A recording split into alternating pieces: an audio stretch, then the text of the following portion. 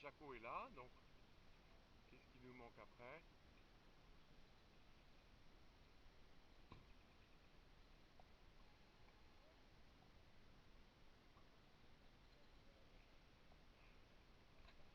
Attends, je suis en train de faire un zoom. Je suis en train de faire un zoom.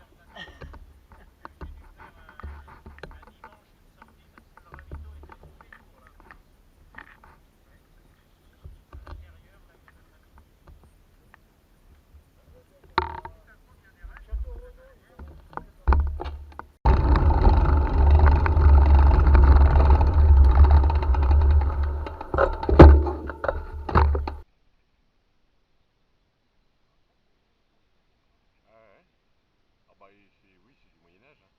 Quel... Ouais, ouais. Le ravito avait lieu ici. Ah ouais, c'est sympa. La porte était ouverte et c'était à l'intérieur. C'est sympa. Hein. C'est un château du combien? Du 12e, 13e ça? Oui, ça c'est au Moyen-Âge.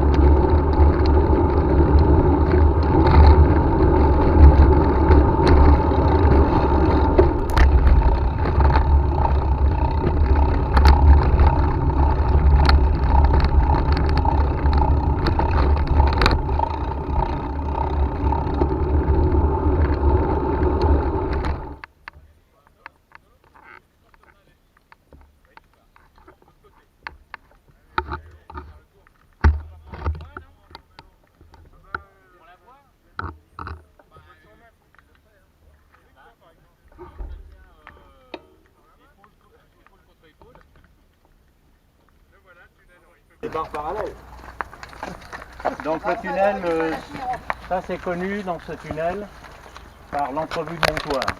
Ah, d'accord. L'entrevue de Montoire, c'est dans nos bouquins d'histoire, ça se passe le 24 octobre 40 de mémoire, entre Hitler, qui vient avec un train blindé, et Pétain. Hitler était venu le 23, un jour avant, il était descendu à Hendaye pour voir Franco. Et il a demandé à Franco d'entrer en guerre du côté d'Hitler, en contrepartie des services que l'armée allemande avait rendus à la dictature franquiste pour vaincre la République. Franco a dit, moi je ne peux pas entrer en guerre parce que je sors d'une guerre civile, j'ai 1 million de morts, et je vais fusiller à peu près 200 000 personnes encore. Tout est détruit. C'était des soldats. J'ai pas de moyens, donc je ne peux pas entrer en guerre, mais par contre j'aiderai Hitler comme je pourrai. Donc Hitler vient ici parce que il avait prévu de faire toute l'Europe en tunnels dans lesquels il pourrait se cacher en cas de bombardement anglais. D'ailleurs ce tunnel-là, il a été renforcé après par Hitler pour qu'ils soient encore plus solides au bombardement. Ils ont mis des pierres au-dessus. Donc il rencontre Pétain ici et il demande à Pétain exactement la même chose, d'entrer en guerre du côté de l'Allemagne pour envahir l'Angleterre.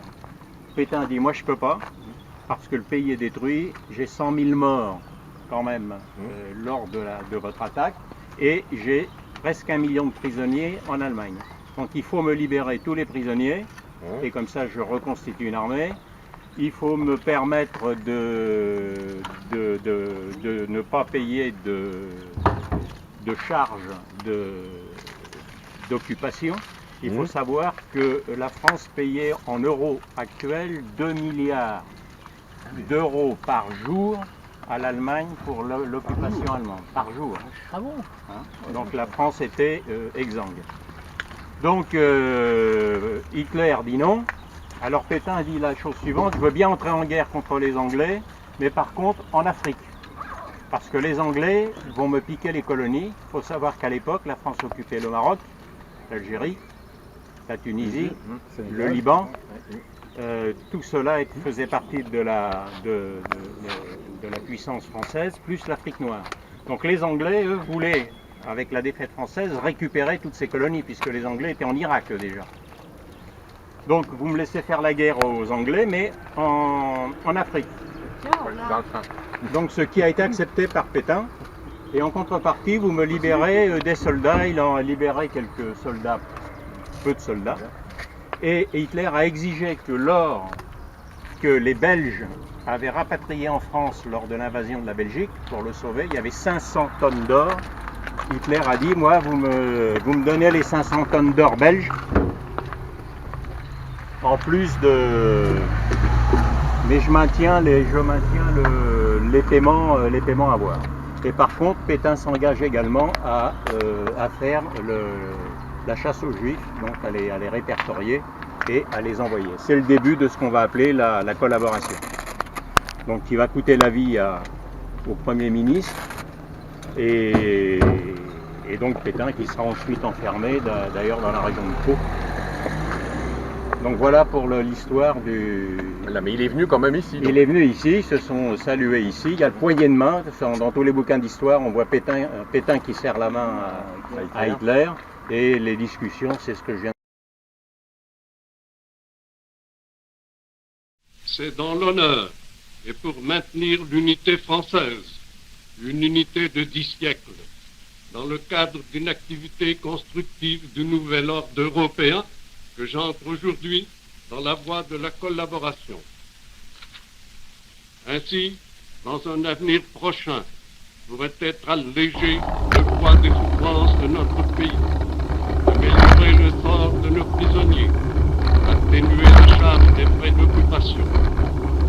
Ainsi, pourrait être assouplie la ligne de démarcation pour faciliter l'administration et le ravitaillement du territoire. Cette collaboration doit être sincère. Cette politique est la mienne. Les ministres ne sont responsables que devant moi. C'est moi seul que l'histoire jugera. vous êtes tenu jusqu'ici le langage d'un père. Je vous tiens aujourd'hui le langage du chef. Suivez-moi. Gardez votre confiance en la France éternelle.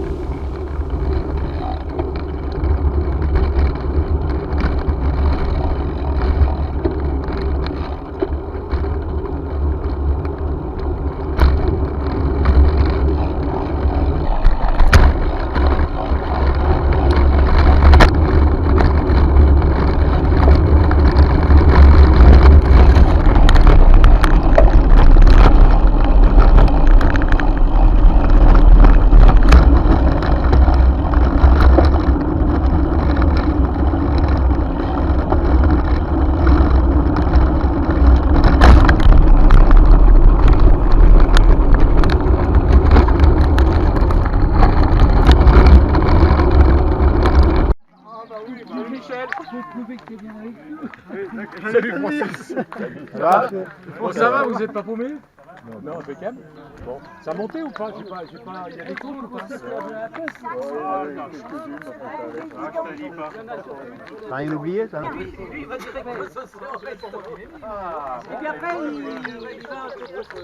toute façon, GG s'est trouvé un partenaire. C'est qui? Son partenaire, c'est Marcel. Vous êtes de quel club, monsieur? Il change bien, Marcel. Si j'ai pas vu, c'est Claude que j'ai pas vu. Il est très calé, il a les trucs. À moins qu'on rit. Bon.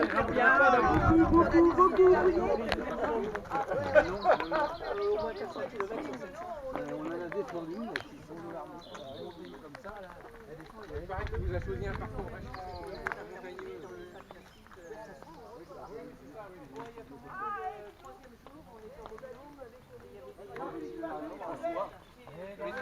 Tu montes là et tu vas voir.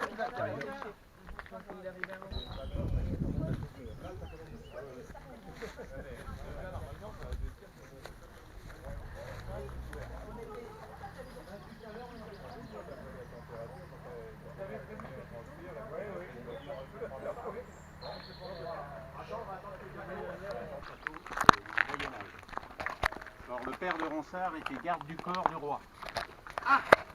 Et il a fait la guerre donc en Italie avec le roi de France.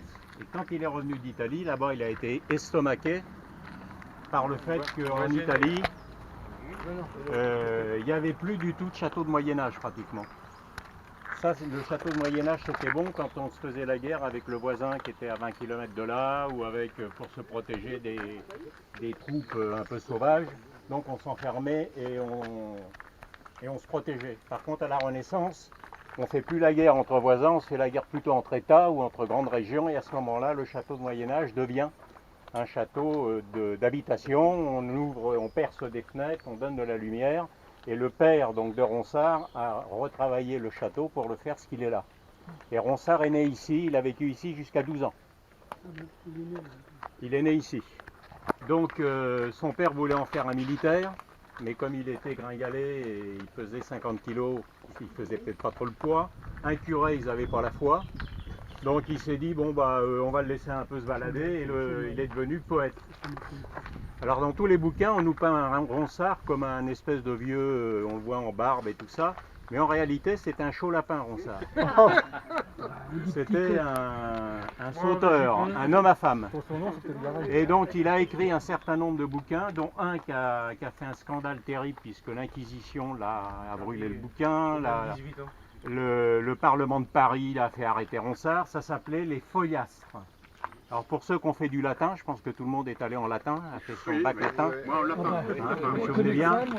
Des gros lapins même là-bas. Feuillastre vient du latin feuillastrer, folâtrer. Donc en vieux français, on a dit folâtrer quand un couple folâtre. Ça vient de foillard, et foillard, les Espagnols emploient le terme foillard pour dire baiser. Donc folâtrer, c'est bien donc l'esprit de. Bon, la langue française perd un peu de sa valeur, puisque maintenant on dit plus folâtrer, mais on dit draguer. Donc on voit très bien ce qu'on drague, on ramasse tout ce qu'on peut, et puis après on fait un tri si on peut. Folâtrer, c'est un peu différent. Donc le fameux Ronsard a écrit énormément de bouquins, de poésie sur les femmes, et je vais vous lire ce qu'il a fait écrire sur son tombeau, parce que je ne l'ai pas en mémoire, hein, je l'ai su à un moment. mais je l'ai repris pour vous. Et puis là, je termine notre truc. Voilà ce qu'il a écrit sur son tombeau, sur sa tombe. Celui qui gît sous cette tombe ici. Aima, première, une belle Cassandre. Aima, seconde, une Marie aussi. Tant en amour, il fut facile à prendre. De la première, il eut le cœur transi. De la seconde, il eut le cœur en cendre. Et des deux, il n'eut aucun merci. Voilà ce qu'il y a sur sa tombe. Ceci dit, ben maintenant...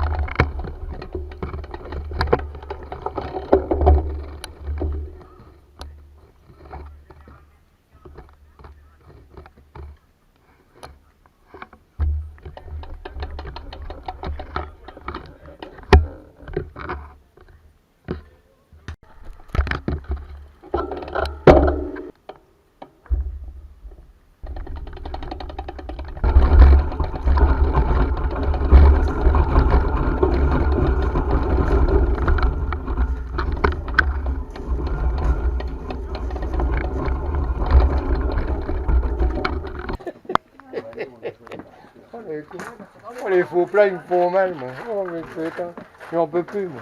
Toi, ils te font pas mal, toi. Ah, si, il y a tout qui me fait mal. Oh, Les faux plats, les arrête, descentes, il y a tout. des noms comme ça, comme Daniel. Tu suis Daniel? Qui peut m'emmerder. Ah bon? Mais oui, mais l'entrée de bail. Mais moi, c'est Paul Kiss. C'est Paul Kiss. C'est Paul Kiss. C'est les gens, je dis bonjour. On a juste fait ce qu'il faut pour mériter un. Voilà. Ça va quand même? Oui, ça va. T'inquiète. Il va y en avoir chaud. Ça va bien. Une idée?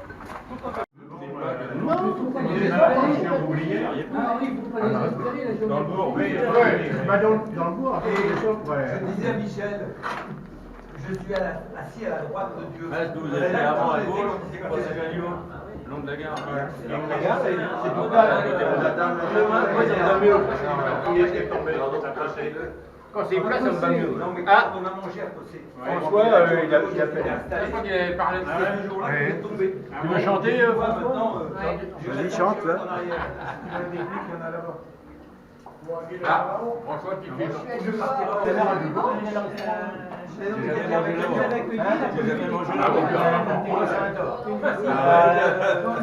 Tu peux demander à eux, voilà.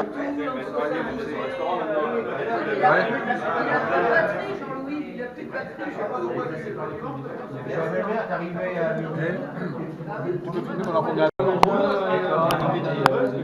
32, je sais pas. Il y a 32 gigas.